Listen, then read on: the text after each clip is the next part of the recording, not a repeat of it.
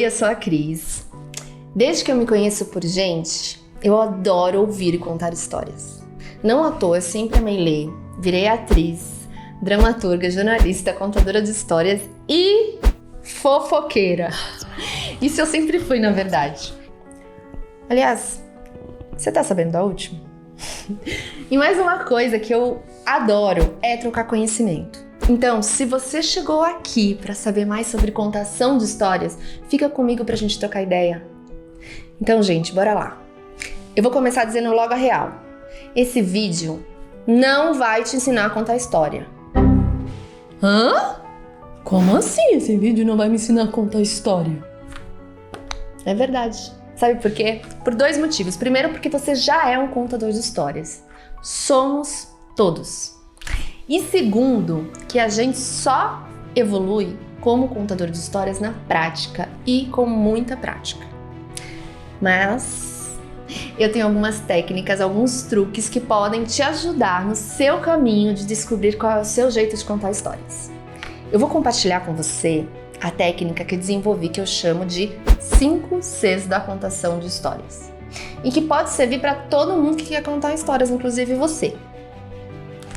Pega seu fone, vai para um cantinho, no silêncio, concentração. Se tiver um caderno e uma caneta para anotar, melhor. Pode pausar o vídeo. Pode se organizar que eu espero aqui. Tudo certo? Então vamos lá. Por onde começar? Coração. Sim, eu tô falando da alma, do etéreo, do invisível, da emoção, do imaterial. Então, em primeiro lugar, a gente precisa estar presente. É o olho no olho, a entrega, a prontidão, a pulsação entre o contador e o ouvinte que farão dessa experiência um momento valioso. Não sei você, mas para mim, não tem nada pior que ouvir alguém falando e a pessoa parece que tá em outro lugar, que não tá nem se atentando ao que tá falando, né? E a gente tem várias maneiras de se preparar para estar no presente. E, para já, a gente vai trabalhar a presença. Uma das maneiras mais simples e antigas é relaxar e respirar. Fecha os olhos, relaxa os ombros, relaxa o rosto, a expressão. Respire 3 vezes profundamente.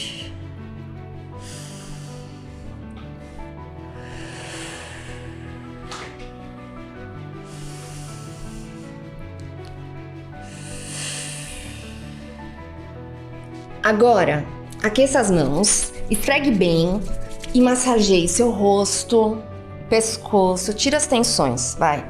Pode fazer. Esfrega novamente as mãos, coloca sobre os olhos fechados, respira mais uma vez. Deixa as preocupações irem embora. Pronto. Vamos ficar no aqui, no agora. Esse exercício você pode fazer junto com seus ouvintes, sejam crianças, adolescentes ou até adultos. Você vê que a energia muda e a gente consegue estar mais aberto para ouvir a história. E agora, nós vamos passar para as percepções. Você saberia me descrever, por exemplo, o que tem atrás de você nesse momento, sem precisar olhar para trás? Quais cores tem aí? Texturas, objetos, cenários, sensações. Pois é, no nosso dia a dia a gente esquece de observar e por isso é um exercício contínuo que temos que fazer para poder contar a história. Temos que apurar nosso olhar para sair do automático. Então eu vou fazer mais um exercício com vocês. Feche os olhos mais uma vez. Você vai ficar de olho fechado.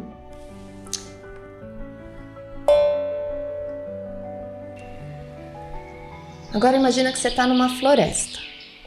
Você entra nessa floresta, caminha e começa a sentir. Que cheiro que você sente? Quais são as cores? Quais são as texturas? Tá frio? Tá úmido? Como que é o chão da sua floresta? O céu? Ela é clara? Ela é escura? Tem bicho na sua floresta?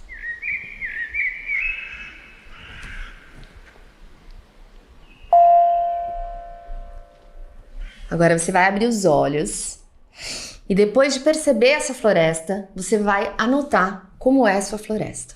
Nessas anotações, você pode colocar o que você sentiu, as texturas e até outras coisas que você não conseguiu perceber de olhos fechados. Isso vale sempre para qualquer história. Então, a gente faz esse exercício porque a gente precisa trabalhar com as nossas percepções, com a nossa imaginação, para poder passar isso para quem está ouvindo. Nossa, Cris, então quando eu for contar uma história, tem que ter floresta, eu tenho que falar tudo isso que eu pensei agora? Não, gente. A história não precisa ficar gigante, não precisa ter todos os detalhes. Não é nada proibido nem obrigatório. Mas, se você quiser narrar uma floresta com muitos detalhes, você consegue. O principal é que ela tem que estar aqui, ó, na sua imaginação. Essa floresta tem que estar muito clara quando você for contar. A gente só consegue narrar aquilo que está na nossa imaginação. Então, por exemplo, para eu falar sobre uma floresta, eu tenho que estar vendo essa floresta, saber todas as informações. Eu me transporto para o local da narração e levo a plateia comigo nessa descrição que eu estou fazendo. Na hora de contar, eu escolho os elementos que são mais importantes para mim na história. Mas dentro de você, a floresta tem que estar completa. Ah, tá bom, mas eu quero saber mesmo o que é que eu vou contar. Então, em primeiro lugar, para escolher histórias, a gente tem que ler mais um pouco. Mas não só isso, a gente tem que ouvir os mais velhos, a vizinha, as crianças. Gente, nós temos 2 ouvidos e uma boca, que é para ouvir mais do que falar. E ouvindo os outros, a gente também aprende muitas histórias. Inclusive, as grandes histórias que a gente conhece chegaram assim, de boca em boca, de ouvido em ouvido. E não se preocupa, porque mais pra frente nesse vídeo eu vou dar alguns caminhos de bibliografia. Mas antes, vamos falar sobre a minha técnica que eu chamo de coração para coração. Gente, para contar a história, talvez esse seja o meu maior segredo. Ela tem que passar por você. A gente acha que tá contando história pro outro, mas não. Nós estamos vivenciando a história com o outro. O outro está vivenciando a história através da sua percepção de mundo. Então a regra é clara. Conte a história que toca o seu coração. Você ouviu, você leu, ela mexeu com você, é ela que você vai contar. Apaixone-se pela história antes de contar. Isso vai ajudar muito você a estar presente, vai dar o brilho no olhar, vai ativar ainda mais a sua imaginação. 2. O segundo C. Corpo. Bom, a nossa alma já está mais preparada, então agora a gente tem que observar o nosso corpo. Eu não estou falando desse corpo atlético, eu estou falando do corpo presente. Aliás, eu faço uma recomendação para vocês. Comecem a contar a história sentados. Sim, eu gosto de contar a história de pé, por exemplo. Porém, quando a gente tá de pé, é muita informação que a gente tem que dar. E aí nosso corpo às vezes fica meio perdido. Então, você pode começar sentado. E você pode também começar com uma plateia bem pequena. Não precisa começar para um monte de gente. Mas atenção, sentado não quer dizer largado, morto, despencado, mas apoiado. Então, tenta manter a coluna ereta, os pés bem apoiados e a musculatura ativa. Não é pra ficar tenso, travado, mas também não é pra ficar, ó, aqui. O corpo tem que estar pronto, presente. Por isso a gente também tem alguns aquecimentos que eu posso explicar pra você como a gente fez lá pro espírito, pra alma, pro coração. Você aquece as mãos e você começa a esfregar todas as partes do seu corpo. O braço, os ombros. E você vai despertar toda a sua pele, toda a sua musculatura. Inclusive, você pode sentir a musculatura e tentar desgrudar, assim, dos seus ossos. Pode fazer no corpo inteirinho. Pode até pausar esse vídeo e fazer no seu corpo todo, massagear o seu corpo todo. Até os pés são super importantes. E eu sempre recomendo você fazer essa preparação antes de começar a contar a história.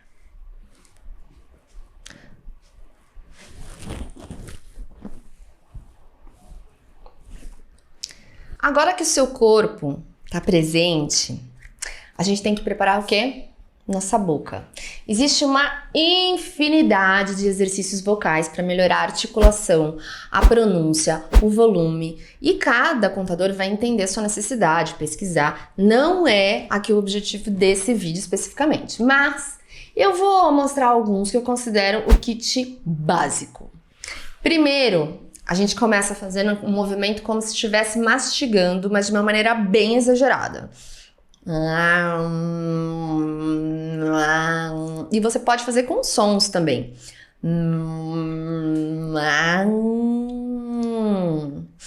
E aí, conforme você vai fazendo, você pode colocar sua língua para fora, fechar os olhos, abrir bem.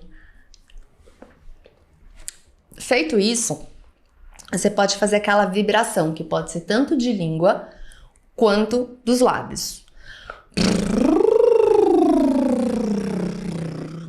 Um exercício muito bom, porque isso vai aquecer suas pregas vocais, é você começar do grave e ir até o agudo.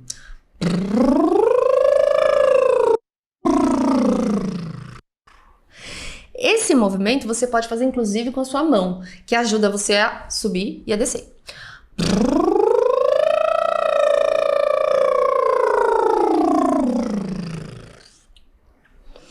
Dá uma cosquinha, né? Por último, a gente passa a língua como se estivesse limpando todos os dentes. Então, vamos fazer 2 círculos para a direita e 2 círculos para a esquerda. Passa na frente dos dedos, dos dentes, não dos dedos. Depois para o outro lado.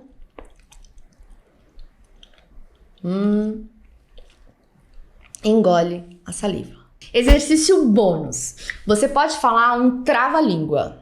Por exemplo, o peito do pé do padre Pedro é preto. Quem disser que o peito do pé do padre Pedro não é preto, tem o peito do pé mais preto que o peito do pé do padre Pedro.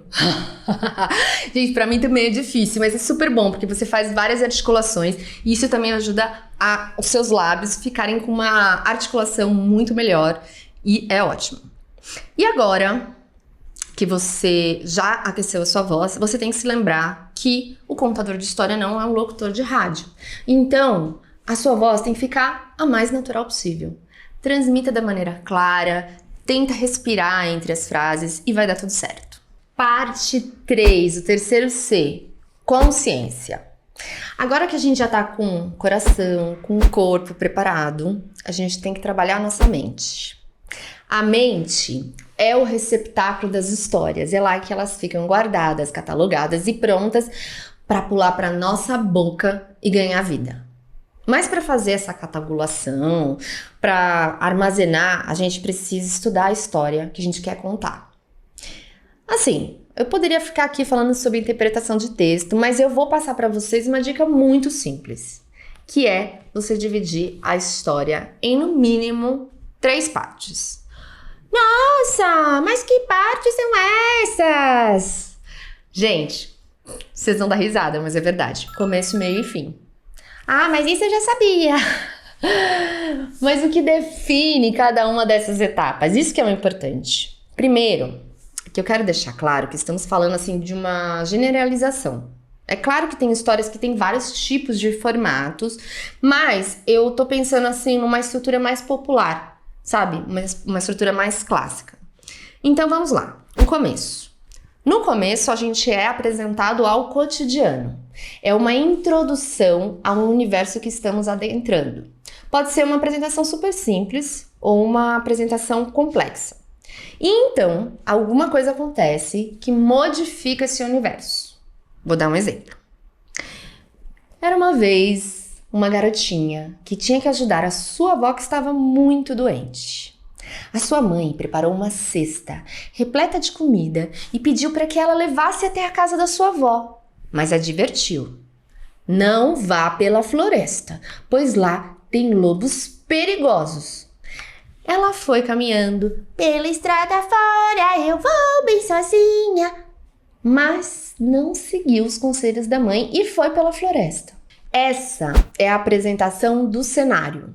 E geralmente ele nos leva para um ponto de mudança, porque as histórias geralmente acontecem quando há uma quebra nesse cotidiano simples. Se a garota tivesse ouvido a mãe, ela iria pelo caminho seguro e não aconteceria nada demais. Mas, como ela não ouviu e foi pela floresta, o que aconteceu? Ela se encontrou com o lobo. Do encontro com o lobo na floresta até a chegada da garota na casa da avó, nós temos o que a gente chama de meio da história. O meio é a parte que é repleta de peripécias, quando os personagens agem motivadas pela mudança provocada no começo. Às vezes, durante esse desenvolvimento, surgem outras mudanças no cenário que vão gerar outros desdobramentos, mas vamos manter mais simples agora.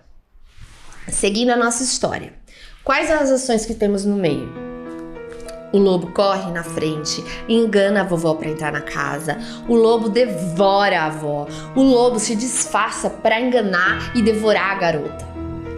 E agora, nós estamos chegando no final ou clímax da história, que no nosso exemplo se inicia quando a garota finalmente chega na casa da avó. E quando ela bate na porta, o lobo a convida para entrar. Nesse momento, descobrir o desfecho dessa aventura que se iniciou com uma garota recebendo a missão de levar a comida para sua avó. Ou seja, no final, nós narramos a resolução do problema que foi proposto lá no começo. É extremamente importante que você consiga identificar todos os pontos da sua história, bem como quais são os personagens e quais são as suas motivações. Eu, por exemplo, gosto muito de estudar a história fazendo algumas perguntas. Nessa história de novo, por que a mãe não levou ela a mesma comida? Por que a garota não obedeceu à mãe e seguiu por outro caminho? Por que o lobo não devorou a garota no meio da floresta? Essas são algumas perguntas que você pode responder, mas que não necessariamente precisa estar na contação, mas vai te ajudar a entender e a entrar na história. E essa história, a partir de agora, ela é sua. Além disso, a gente tem que fazer a pergunta de ouro. Sobre o que é essa história e por que eu estou contando essa história. Isso quer dizer que eu tenho que finalizar contando a moral da história? Não. Você não precisa contar a moral da história. Claro que você pode ter a moral. Mas eu, particularmente, eu não gosto de dar moral na história. Eu gosto de entregar a história, saber o motivo que eu estou contando e deixar a pessoa interpretar como ela quiser. Parte 4, o quarto C, criação. Depois que a gente preparou coração, o corpo, a mente, chegou a hora de preparar a contação de histórias em si. E aqui eu vou dividir em 3 categorias: falas e gestos, outros recursos e público. Bom, falas e gestos. Toda história tem um ritmo, e esse ritmo não é constante. Então, quando você for preparar para contar uma história, perceba qual é o ritmo que aquela história pede. Como narrar, por exemplo, momentos alegres, momentos tristes, momentos de suspense. Voltando lá no começo da floresta. A maneira de narrar uma floresta clara, solar, com fadas, animais, encantados, é diferente se for uma floresta sombria. Então, você tem que deixar esse ritmo entrar em você. Você tem que permitir que a sua respiração fique alterada. Vamos testar comigo? Por exemplo, uma floresta encantada. A floresta tinha uma luz solar azul, com bichos encantados. E conforme a menina ia entrando, ela ouvia uns passarinhos cantando, ouvia alguns animais que estavam conversando com ela e ela sentia um cheiro que lembrava algodão doce. E agora, a floresta sombria. Quando a menina entrou na floresta, escura, úmida, fria, ela começou a sentir uns arrepios. ela começou a ouvir uns ruídos estranhos.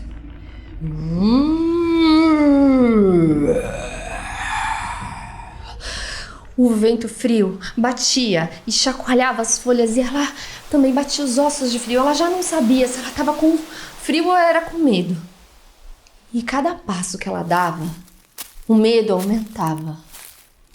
De repente...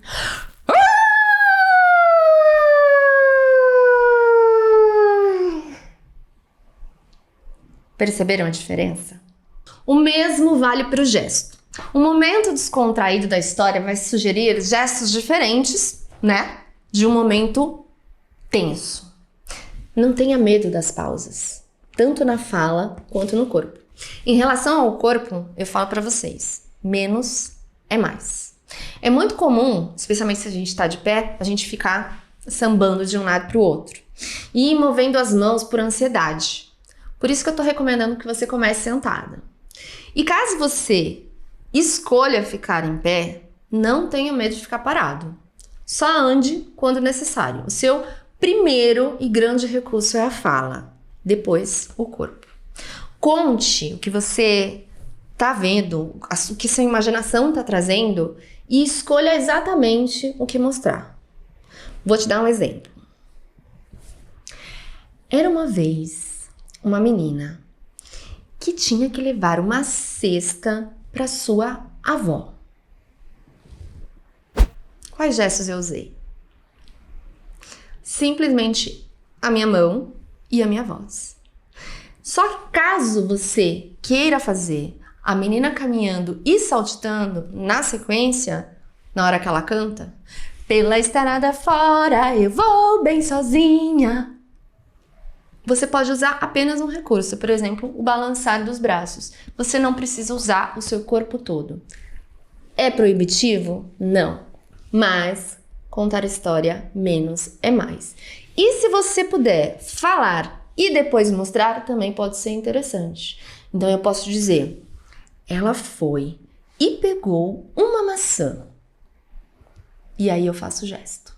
Outros recursos. Agora sim.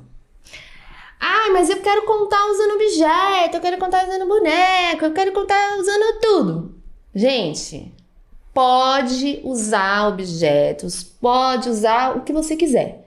Mas eu recomendo que comece com menos. E recomendo também que você use algo que você já tem propriedade. Então, se você sabe tocar, você pode usar tocando uma música no meio da história. Se você sabe fazer manipulação de bonecos, use, mas não há necessidade. É isso que eu acho que assim, é o principal da história. A gente tem que colocar quando a gente se sente extremamente confortável. As crianças, dá a sensação de que as crianças precisam de muita informação, ou o seu público adulto também precisa de muita informação.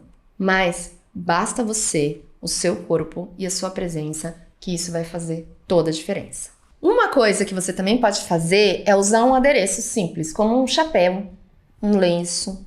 Isso já provoca muitas imagens para a plateia.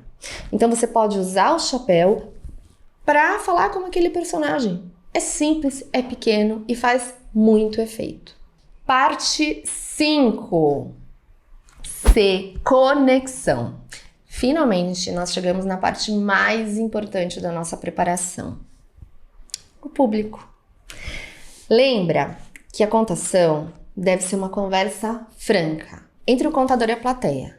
Não precisa criar um muro à sua volta, não precisa imaginar que você está num palco. A história está aqui, pertinho. E para ela estar pertinho, para ela estar bem viva, é muito importante que você esteja ouvindo. E que a plateia influencie também no seu jeito de contar a história. Você tem que levar o seu público em consideração o tempo todo. Você está com ele. E assim, muita gente também me pergunta: mas contação de história para criança pequena, contação de história para adulto, para idoso. Eu já fiz várias vezes para idoso, para adultos. E assim, não vejo tanta diferença na hora de contar. Uma dica que eu falo é: não use voz infantil para contar para criança, não precisa. Você pode usar a sua voz. Você pode usar a sua voz e se divertir. É isso que eu mais recomendo para as crianças pequenas. Quando a criança for menor, você vai tomar menos tempo, a sua contação de história tem que ser um pouco mais curta. O que eu recomendo é crianças até 5 anos, você vai ficar de 20 a 30 minutos contando histórias, porque elas têm uma limitação em relação ao tempo de atenção. Também você não tem que se preocupar se a criança tá colocando o pé pro alto, se ela tá parecendo que tá muito distraída no meio da história, porque é natural da criança a movimentação corporal. Então, muitas vezes elas estão ouvindo toda a história e a gente está preocupado elas estarem sentadinhas ali. Isso não é necessário. Em relação também às crianças, é muito importante que a gente trabalhe mais o corpo. Quanto menor a criança, mais interessante é você jogar algumas coisas para o seu corpo. Jogar a sensação de medo, jogar a sensação de alegria. Então você realmente trabalhar no seu corpo a história. E conforme a plateia vai ficando numa idade mais avançada, seja para adolescente, para adulto ou para pessoas mais velhas, a gente também pode jogar para o corpo, sim. Mas o entendimento de narrativa, a construção da imaginação através da fala já é um pouco mais complexa. E o que mais que a gente pode pensar em relação à plateia? Aonde que essa história vai ser contada? O local é importante. Por quê? Por exemplo, as paredes que você está contando em volta, né? Tem muita informação? Tem brinquedos por perto? Tem muito trânsito de pessoas? É importante que você esteja num ponto mais neutro, que você não tenha muitas distrações, especialmente quando a gente está falando de criança. Então não adianta você querer disputar com um pula-pula, por exemplo. Então, por exemplo, se você tem uma parede que está cheia de informação, gente, criança está em fase de aprendizado, se distrai facilmente. Então, se tiver com uma parede e você não tem a opção, use um tecido. Quanto mais neutralidade, melhor. E assim, as crianças, elas não vão ficar quietinhas, não vão ficar paradinhas como a gente espera que elas fiquem. Então, assim, o importante é você se manter presente durante toda a contação de história. E o mais importante que eu tenho para dizer para vocês é: contar história é trocar experiência. Por isso que a gente se prepara, por isso que a gente trabalha nosso corpo, nossa mente, nossa imaginação. Por isso que a gente tem que estar disponível e seguro com o que a gente vai contar. A contação de história é viva, você nunca vai contar do mesmo jeito. Cada dia você vai ter uma informação nova, uma sensação nova, um público diferente. Nossa aula sobre contação de história termina por aqui. Eu espero que vocês tenham gostado, que tenham aproveitado. E como eu prometi no começo do vídeo, eu vou passar uma bibliografia para quem quer se aprofundar um pouco mais. Então, eu tenho aqui, por exemplo, Contos Tradicionais do Brasil, que é do Câmara Cascudo, que você aqui tem muitas histórias legais e vale muito a pena você ter na sua biblioteca. Vou deixar na descrição do vídeo. A gente também tem essa outra literatura que chama A Arte de Criar Leitores, que é da Goimar Dantas, que também tem muitas reflexões bacanas sobre contação de história. E, não menos importante, Fundamentos Teórico-Poéticos da Arte de Contar Histórias, Acordais, da Regina Machado. Gente, a biblioteca do contador de histórias tem que ser cheia, tem que ter muita informação. Eu também indico, assim, eu acho que todo contador de histórias pode ter e deve ter esses 2 livros. Esse aqui que são 52 histórias, né? Viagem pelo Brasil em 52 histórias.